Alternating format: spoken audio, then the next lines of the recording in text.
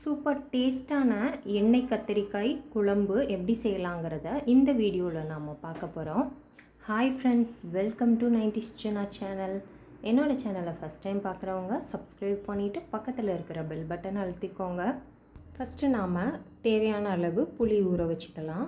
நான் இப்போது ஒரு பெரிய நெல்லிக்காய் சைஸ் புளி மட்டும் எடுத்திருக்கேன். நல்லா அழுத்தி பிடிச்சோன்னா ஒரு பெரிய நெல்லிக்காய் சைஸ் புளி இருக்கணும்.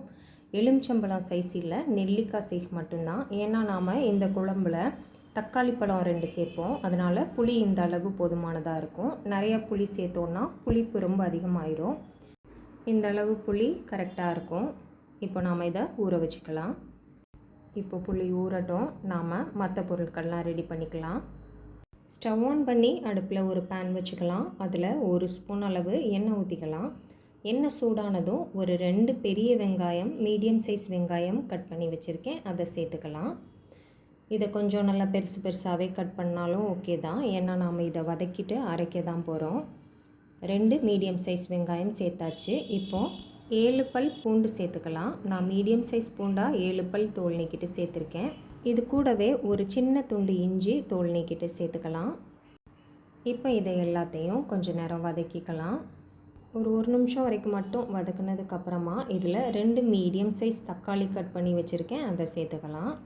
கூடவே காரத்துக்கு 2 காஞ்ச மிளகாய் சேர்த்துக்கலாம். கலருக்காக 3 காஷ்மீரி வத்தல் சேர்த்துக்கலாம். இப்போ இதை எல்லாத்தையும் ஒரு தடவை மிக்ஸ் பண்ணி விட்டுக்கலாம். அப்புறமா இதில் 1/2 ஸ்பூன் அளவு மிளகு சேர்த்துக்கலாம். ஒரு 3/4 ஸ்பூன் அளவு சீரகம் சேர்த்துக்கலாம். சின்ன ஸ்பூனாக இருந்ததுன்னா 1 ஸ்பூன் சீரகம் கூட சேர்த்துக்கலாம். 1/2 ஸ்பூன் அளவு சோம்பு சேர்த்துக்கலாம். இப்போது எல்லா பொருட்களையும் சேர்த்து வதக்கிக்கலாம். ரொம்ப நேரம் வதக்கணும்னு அவசியம் இல்லை, ஓரளவு இந்த மாதிரி வதக்கினா போதும். இப்போ நம்ம ஸ்டவ் ஆஃப் பண்ணிக்கலாம். ஆஃப் பண்ணதுக்கப்புறமா இதில் ஒரு 4 ஸ்பூன் அளவு தேங்காய் துருவல் சேர்த்துக்கலாம். தேங்காய் ரொம்ப அதிகமாக சேர்க்கணும்னு அவசியம் இல்லை, ஒரு 4 ஸ்பூன் அளவு மட்டும் சேர்த்தாலே போதுமானது. இப்போது அந்த சூட்லேயே இதை எல்லாத்தையும் கலந்து விட்டுட்டு நல்லா ஆற வச்சிடலாம். இப்போ இதை நல்லா ஆறினதுக்கப்புறமா தேவையான அளவு உப்பு சேர்த்துக்கலாம். நான் இப்போது ஒரு 1/2 ஸ்பூன் அளவு கல் உப்பு சேர்த்துருக்கேன். உப்பு தேவைன்னா செக் பண்ணிவிட்டு அப்புறமா சேர்த்துக்கலாம். 1/4 ஸ்பூனுக்கு கொஞ்சம் அதிகமாக மஞ்சள் தூள் சேர்த்துக்கலாம். 2 ஸ்பூன் ஃபுல்லாக மல்லித்தூள் சேர்த்துக்கலாம். இப்போது இதை லைட்டாக கலந்துட்டு எல்லாத்தையும் மிக்ஸி ஜாருக்கு மாற்றிக்கலாம். நல்லா ஆறுனதும் எல்லாத்தையும் மிக்ஸி ஜாரில் சேர்த்துக்கலாம். நம்ம வதக்கின பேனில் கொஞ்சமாக தண்ணி சேர்த்து அலசி அதில் ஊற்றிக்கலாம். ஃபஸ்ட்டு ஒரு சுற்று அரைச்சிட்டு அப்புறம் இன்னும் கொஞ்சம் தண்ணி தேவைனாலும் சேர்த்து இந்த மாதிரி இருக்கிற மாதிரி அரைச்சி எடுத்துகிட்டு வந்துடலாம். பாருங்கள், நமக்கு கத்திரிக்காய்க்குள்ளே இந்த மசால் வைக்கிற மாதிரி கரெக்டான பக்குவத்தில் அரைச்சி வச்சுக்கலாம்.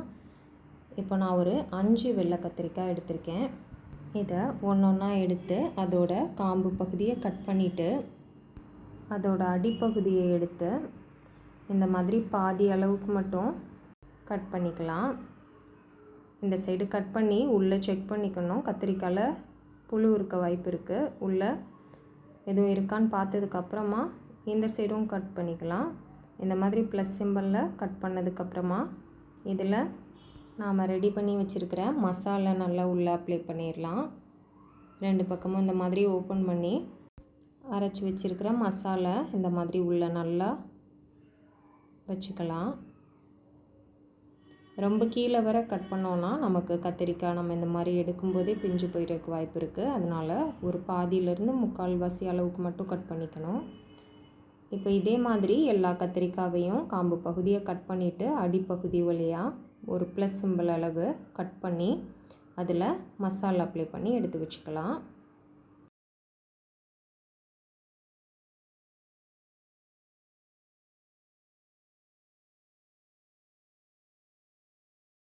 நாம் எடுத்த 5 கத்திரிக்காவும் இந்த மாதிரி மசாலா தடவுனதுக்கப்புறமா ஸ்டவ் ஆன் பண்ணி அடுப்பில் ஒரு அடிக்கனமான சட்டி வச்சுக்கலாம்.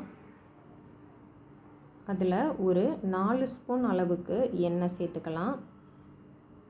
3 அல்லது 4 ஸ்பூன் அளவு எண்ணெய் சேர்த்தா தான் இந்த கத்திரிக்காவை வதக்கிறதுக்கு கரெக்டாக இருக்கும். பொதுவாக சமையலில் எண்ணெய் குறைவாக பயன்படுத்துறது தான் உடலுக்கு நல்லது. ஆனால் எண்ணெய் கத்திரிக்காய் குழம்பு கொஞ்சம் எண்ணெய் அதிகம்தான் தேவைப்படும். எண்ணெய் சூடானதும் நாம் மசால் தடவி வச்சுருக்கிற 5 கத்திரிக்காவையும் உள்ளே வச்சிடலாம். எண்ணெய் இந்த அளவு எண்ணெயே போதுமானது, இதை விட அதிகமாக சேர்க்கணுன்னு அவசியம் இல்லை. இந்த எண்ணெயிலேயே நாம் கத்திரிக்காவை நல்லா வதக்கி எடுத்துடலாம். இப்போது ஒரு சைடு கொஞ்சம் நல்லா வேகட்டும், அதுக்கப்புறமா நம்ம பரட்டி விட்டுக்கலாம். அடுப்பை மிதமான தீயிலேயே வச்சு கத்திரிக்காவை நல்லா வேக வச்சுக்கணும். இப்போ லைட்டாக பரட்டி விட்டுடலாம் எல்லா கத்திரிக்காவையும். இப்போ நம்ம இந்த மாதிரி பாதி மூடி வச்சும் கத்திரிக்காவை வதக்கிக்கலாம், இல்லை ஒரு 2 நிமிஷத்துக்கு ஃபுல்லாக மூடி வச்சு கூட வதக்கிக்கலாம். கொஞ்சம் இது பெரிய கத்திரிக்காவாக இருக்கிறதுனால அப்போ தான் நல்லா உள்ளே வர வெந்து வரும். நல்ல சின்ன சின்ன கத்திரிக்காவாக இருந்ததுன்னா, எண்ணெயும் நிறையா ஊற்றிருந்தீங்கன்னா நாம் அப்படியே வதக்கி எடுத்துடலாம். மூடி வச்சாலும் அப்பப்போ ஓப்பன் பண்ணி இந்த மாதிரி மிக்ஸ் பண்ணி விட்டு வதக்கிக்கணும். இல்லை இந்த மாதிரி ஓப்பனாகவே வச்சு நல்லா பரட்டி விட்டு அதோட தோல் இந்த மாதிரி நல்லா கலர் சேஞ்ச் ஆகிற மாதிரி வதக்கி எடுத்துக்கலாம். நான் இன்றைக்கி ஒரு 5 நிமிஷம் வரைக்கும் கத்திரிக்காவை நல்லா வதக்கியிருக்கேன். நீங்கள் எடுத்திருக்க கத்திரிக்காய் சைஸ் அளவை பொறுத்து தேவையான அளவு வேக வச்சு எடுத்துக்கோங்க. ஃபுல்லாக மூடி வச்சேவும் வதக்காமல் கொஞ்ச நேரம் இந்த மாதிரி நல்லா ஓப்பனாகவும் வச்சும் வதக்கிக்கலாம். இப்போ பாருங்கள், இந்தளவு கத்திரிக்காய் நல்லா தோல் கலர் சேஞ்ச் ஆனதுக்கப்புறமா இதை தனியாக எடுத்து வச்சிடலாம். இப்போ இது இருக்கட்டும், நாம் குழம்பு செய்ய ஆரம்பிச்சிடலாம். ஸ்டவ் ஆன் பண்ணி அடுப்பில் ஒரு பேன் வச்சு ஒரு 3 ஸ்பூன் அளவு எண்ணெய் ஊற்றிக்கலாம். எண்ணெய் சூடானதும் ஒரு 3/4 ஸ்பூன் அளவு கடுகு சேர்த்துக்கலாம். ஒரு 1/4 ஸ்பூன் அளவு வெந்தயம் சேர்த்துக்கலாம். கடுகு வெடித்ததும் நான் ஒரு 7-8 சின்ன வெங்காயம் எடுத்து அதை சின்ன சின்னதாக கட் பண்ணி எடுத்து வச்சுருக்கேன், அதை சேர்த்துக்கலாம். சின்ன வெங்காயத்தை உங்களுக்கு பிடிக்கும்னா முழுசாக கூட சேர்த்து வதக்கிக்கலாம். 2 கொத்து கருவேப்பிலை சேர்த்துக்கலாம். சேர்த்துட்டு வெங்காயம் நல்ல கலர் சேஞ்ச் ஆகிற அளவு வதக்கிக்கலாம். வெங்காயம் பாருங்கள், இந்த அளவு நல்லா கலர் சேஞ்ச் ஆகி வந்ததுக்கப்புறமா இதில் நாம் அரைச்சி வச்சுருக்கிற மசாலா சேர்த்துக்கலாம். கத்திரிக்காவில் தடவின மசால் போக மீதி இருக்கிற எல்லா மசாலையும் இதில் சேர்த்துக்கலாம்.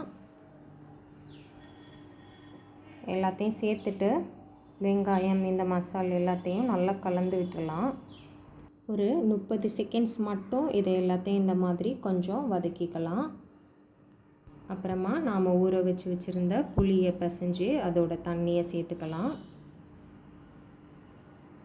சேர்த்துட்டு ஒரு தடவை கலந்து விட்டுட்டு நமக்கு தேவையான அளவு தண்ணியை இப்போ சேர்த்துக்கலாம். மிக்ஸி ஜாரை அலசி கொஞ்சமாக தண்ணி சேர்த்துக்கலாம். நாம் இப்போ கரைச்சி ஊற்றின புளி கூடவே இன்னும் கொஞ்சம் தேவையான அளவு தண்ணி சேர்த்து அதையும் சேர்த்துக்கிட்டேன். உங்களுக்கு குழம்பு எந்த கன்சிஸ்டன்சியில் தேவையோ அதுக்கேற்ற மாதிரி தண்ணி சேர்த்துக்கோங்க. இது எனக்கு நல்லா குழம்பு வற்றி வரும்போது நல்ல திக்கான குழம்பு கிடைக்கும். நீங்கள் உங்களுக்கு கொஞ்சம் தண்ணியாக வேணும்னா அதுக்கேற்ற மாதிரி கொஞ்சம் அதிகமாக தண்ணி சேர்த்துக்கோங்க. இப்போ இதை ஒரு 10 நிமிஷம் லோ ஃப்ளேமில் வச்சு மூடி வச்சிடலாம். 10 நிமிஷமும் லோ ஃப்ளேம்லேயே வச்சு குழம்பு நல்லா கொதித்ததுக்கப்புறமா ஓப்பன் பண்ணி ஒரு வாட்டி நல்லா இப்படி கலந்து விட்டுட்டு நாம் வதக்கி வச்சுருக்கிற கத்திரிக்காவை உள்ளே சேர்த்துக்கலாம். இப்போது கத்திரிக்காவை எல்லாத்தையும் உள்ளே சேர்த்துக்கலாம். கத்திரிக்காய் வதக்கும்போது அதோட மசாலெல்லாம் பிரிஞ்சு கொஞ்சம் கருப்பு கருப்பாக வந்திருக்கு, அதையும் சேர்த்துக்கலாம். அப்போ தான் நமக்கு குழம்புக்கு நல்ல கலரும் சுவையும் கிடைக்கும். அந்த மசாலோடையே சேர்த்துக்கலாம். கத்திரிக்காவை நாம் மிதமான தீயில் தான் வச்சு வேக வச்சுருக்கோம், அதனால் அந்த மசால் நமக்கு ஒரு கசப்பு சுவை எதுவுமே வந்திருக்காது. இப்போ எல்லாத்தையும் சேர்த்துட்டு ஒரு தடவை நல்லா கலந்து விட்டுடலாம். கலந்து விட்டுட்டு ஒரு 5 நிமிஷத்துக்கு திரும்ப மூடி போட்டு மூடி வச்சிடலாம் லோ ஃப்ளேமில் வச்சு. இப்போ நாம் உப்பு மட்டும் போதுமான்னு செக் பண்ணிவிட்டு சரியாக இருந்ததுன்னா அப்படியே மூடி வச்சிடலாம். தேவைப்பட்டால் கொஞ்சமாக உப்பு சேர்த்துக்கலாம். நான் இப்போது கொஞ்சமாக உப்பு சேர்த்து மூடி வச்சுருக்கேன், ஒரு 1/4 ஸ்பூனுக்கும் கம்மியாக. ஒரு 3 நிமிஷத்தில் ஓப்பன் பண்ணி கத்திரிக்காவை கொஞ்சம் திருப்பி விட்டுக்கலாம். திருப்பி விட்டுட்டு திரும்ப மூடி வச்சிடலாம். அப்போ தான் நல்லா எல்லா பக்கமும் மசாலா இறங்கி நல்லா வெந்து வரும். இப்போ மூடி வச்சு ஒரு 2 நிமிஷம் ஆச்சு, மொத்தம் 5 நிமிஷம் ஆச்சு. நமக்கு கத்திரிக்காய் குழம்பு நல்லா சூப்பராக ரெடி ஆகிருக்கு. இப்போ இதில் 1 ஸ்பூன் அளவு வெல்லம் சேர்த்துக்கலாம். வெல்லம் வேண்டான்னு நினச்சிங்கன்னா ஸ்கிப் பண்ணிடலாம். சேர்த்துட்டு ஒரு தடவை கலந்து விட்டுட்டு கொஞ்சமாக நறுக்கிய கொத்தமல்லி இலைகள் சேர்த்துட்டு நாம் அடுப்பை ஆஃப் பண்ணிடலாம். ஆஃப் பண்ணிவிட்டு ஒரு 5 நிமிஷத்துக்கு அந்த சூட்லேயே மூடி வச்சிடலாம். இப்போ நமக்கு ரொம்பவே சூப்பர் டேஸ்டான எண்ணெய் கத்திரிக்காய் குழம்பு ரெடி ஆயிடுச்சு. கண்டிப்பாக எல்லோரும் ட்ரை பண்ணி பாருங்கள். ட்ரை பண்ணி பார்த்துட்டு எப்படி இருக்குன்னு சொல்லி எனக்கு கமெண்ட் பண்ணுங்கள். என்னோடய சேனல் பிடிச்சிருக்குன்னா லைக் பண்ணுங்கள், சப்ஸ்கிரைப் பண்ணுங்கள். தேங்க்ஸ் ஃபார் வாட்சிங்.